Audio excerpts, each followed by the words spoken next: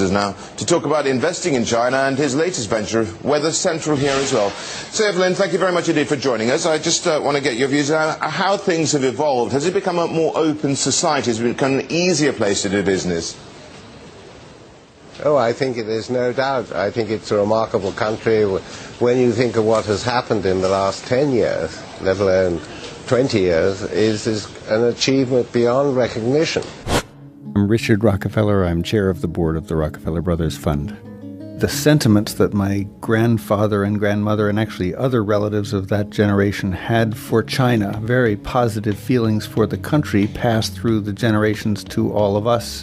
So China, in a way, wasn't such an unfamiliar place to us as it might have felt for a lot of Americans. What sort of a financial deal should Obama be seeking to strike when he travels to China next month? No, I think this would be the time, because you really need to bring China into the creation of a new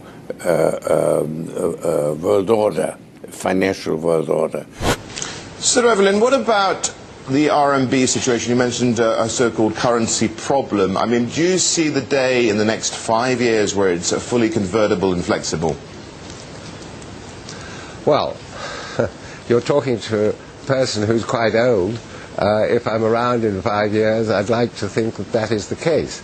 I think we've all got to move towards that opportunity, and I think the challenge also is whether we should move towards an international currency.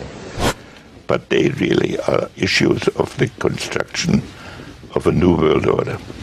That's what this is about. And that's the sort of dialogue the Chinese are generally good at. And so a partnership between us is essential.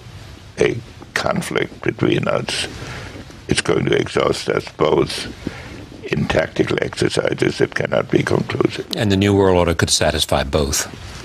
It has to satisfy both, because otherwise it will lead to tensions that will exhaust us both.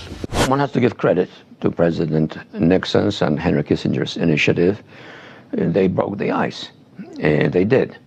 But they confronted a residue of suspicion, and that suspicion was mutual, and grievances. And they were also mutual, that it really took time for the relationship to sort of become more normal, more predictable. And eventually what we accomplished was that it became, in fact, open and full, comprehensive, and in fact initiated a kind of secret collaboration, or even perhaps you could call it an alliance.